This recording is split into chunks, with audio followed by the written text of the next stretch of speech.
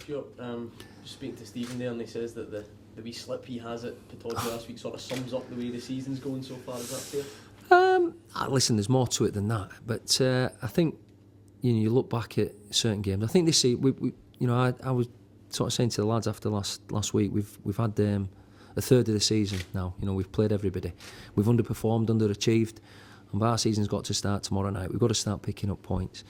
I think you look at probably this season, arguably the 4 toughest places to go.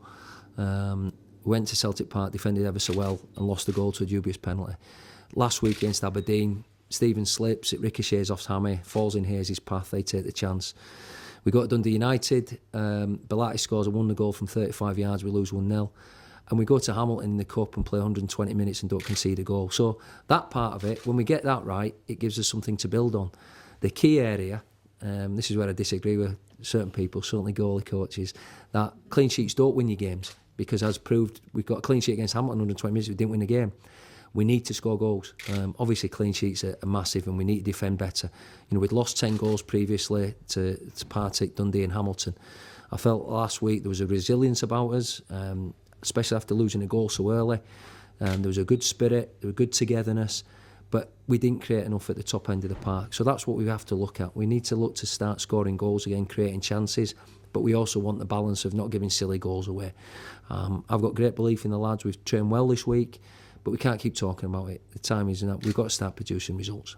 Is it a confidence issue with the attacking players? I mean, it must be pretty difficult to put your finger on. Yeah, no, we didn't create a great deal last week. We had 2 set plays. I looked at the QPR game the other night against Villa. Villa had a lot of ball. QPR, I think, 2 opportunities and took 2 chances and scored 2 goals. And you always look at everything in football, and I analyse myself and the team probably more than most people do. Delighted last night, looked at Newcastle, the trouble they've been going through for the fans, for Alan Pardew, for everyone connected to the club.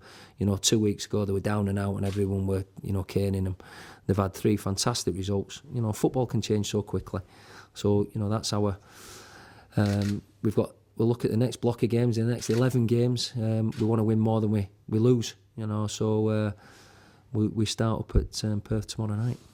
Do you go to anyone for advice when you're trying to work out this result at the moment? You look at a lot of things. Obviously, the backroom staff is terrific. Speak to the senior players sometimes. But I think, I won't say it's glaringly obviously, but we've always been a team that scored lots of goals and made lots of chances. We've not been doing that at the moment. And that's been down to individuals maybe lacking a bit of confidence.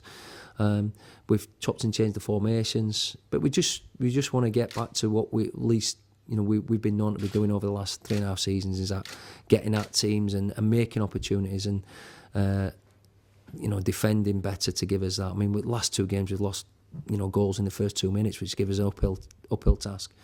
But no, I think I've got to say after the Dundee game I felt a bit lost and helpless. But after last week's performance and attitude, and I just sensed, and we had a chat after the game, and I think everyone's really behind everybody now to the cause is there. It's all right speaking about it.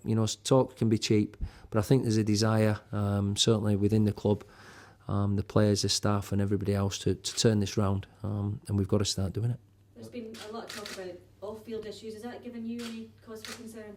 No, not at all. No, I mean, listen, we want more people to come to the game, but to do that, we've got to start performing on the park, and I've got enough to think about.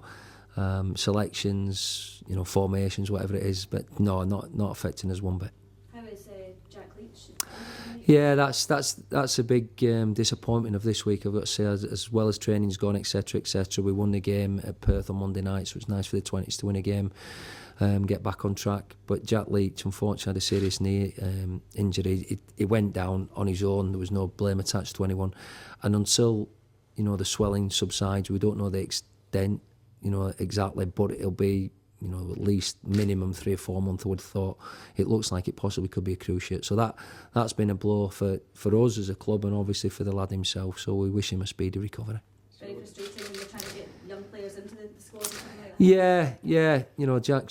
He's done well again this season. A couple of games he's been our best player, but as I say, it is unfortunate. Unfortunately, it's part and parcel of football. Lee Irwin's been through it. Young Murray's been through it. It's sad to see injury at any time, but especially to the younger ones. But like I say, we've got a couple of lads who've been through it, and they'll make sure we get the best medical advice for him and get him back in shape, fighting fit sooner rather than later. Stuart, what's your thoughts on Jeremy Fadden? Listen, I saw Faddy play last week at Partick Thistle, and the game, a bit like I was against Aberdeen, wasn't a great game, and there wasn't a lot of goalmouth activity really, but he plays the one key pass of the game really and puts Croft through, and keeper saves it, and he has another effort decent. So listen, there's no denying the talent that Faddy's got and still possesses, and tight games like this, it might only take 1 second of magic, and he's certainly capable of doing that. So we're well aware that he possesses a threat if he plays, which I'm sure he will do, but they've got other players as well. But yeah, I'm sure for the lads, long-term friends of like Hammy and Lars and Mick, there'll be a bit of banter going on there between them. Was that a difficult decision for you in the summer to let him go, or was it your hands? No, I think, first and foremost, financially, we didn't have the money to offer what he'd been on. And, I think the players that we had at the time, obviously we had Craig Moore, Lee Irwin, 2 young players.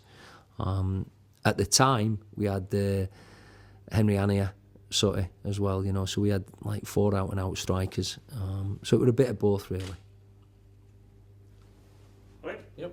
So just on Craig Moore is taking back. Craig Moore played in the game, the 20s game the other night for 70 minutes, and great to see him back.